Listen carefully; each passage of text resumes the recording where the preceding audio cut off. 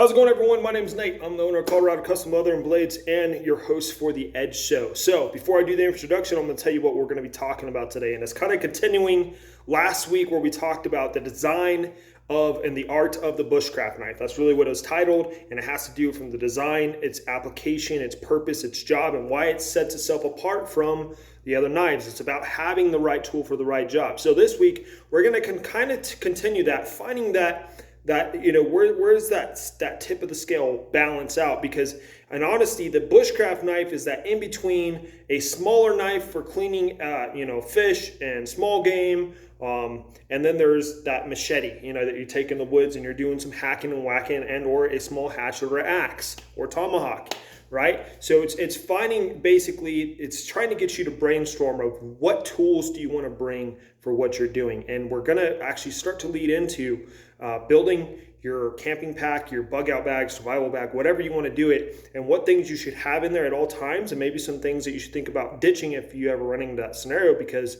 knives are weight. Doesn't matter how many you have, how small they are. If you have 10 small knives, you're going to have the same weight as one big knife. Make sense? So if this is grabbing your attention, welcome, because I'm going to be talking to you guys about a concept I'm running through with my business. And I don't normally like to promote my business because it's not about that. This is about people that understand the following. Welcome to the introduction. If you are someone like me that appreciates high quality steel blades, uses them, lives by them, and also like me makes them, and if you're not someone that makes them, that's fine. This is a show about educating people, and I'm adding to this intro.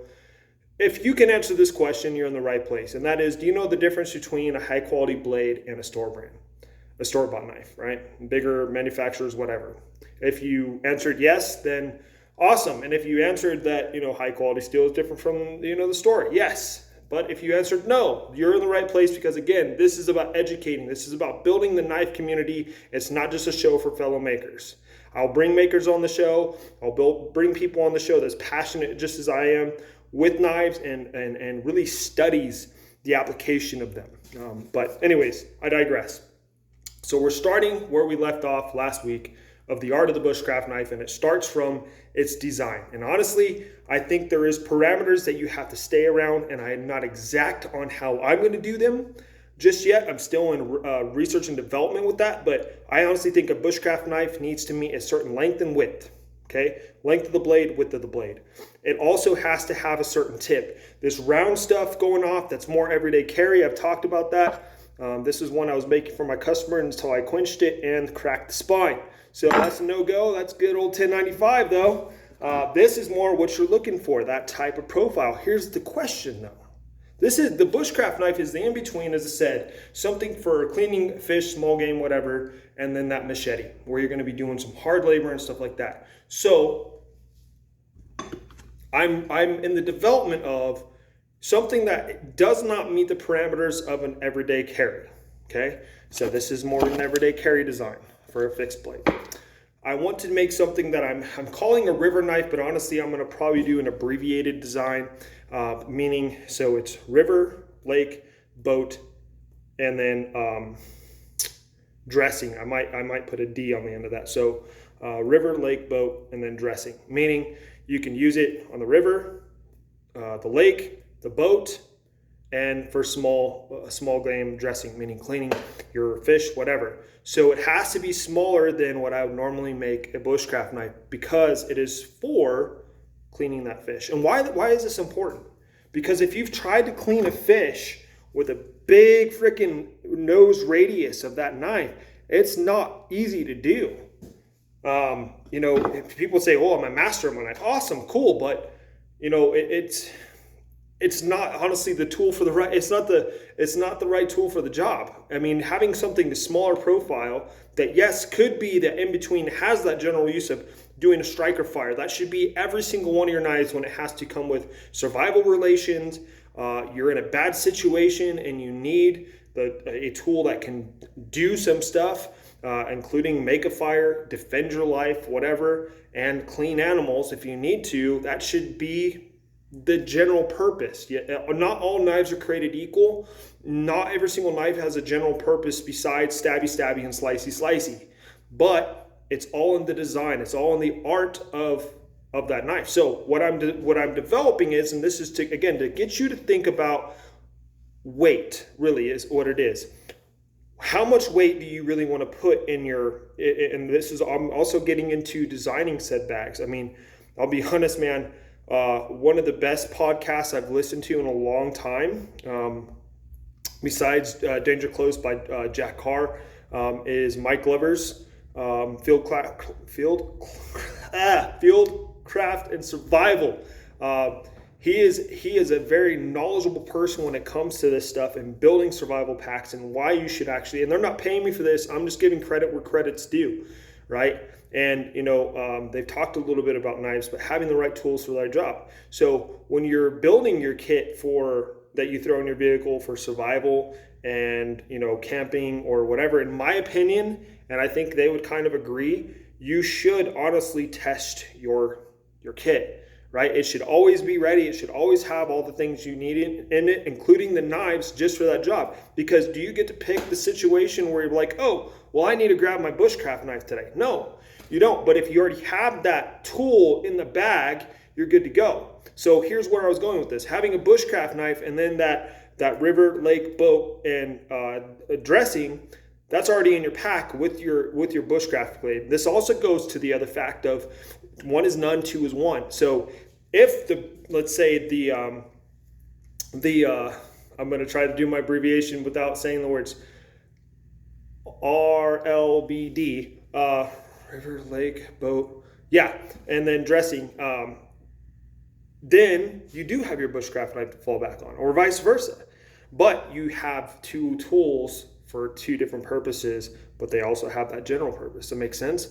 And when it comes to weight, here's the reality of again, you don't get to pick the situation you get into, but if you already have two knives on you, great. I'm gonna probably discard my everyday carry knife. Why?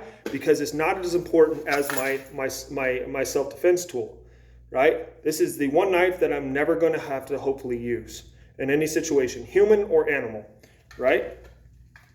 So that stays on me, and that's at least something that I have for sure. But the folding knife, yeah, I'll probably bury that in somewhere else just in case I need to come back for a tool or something. But having on my person, I already know in that bag I have a bushcraft knife and I have a RLBD knife for those other tasks.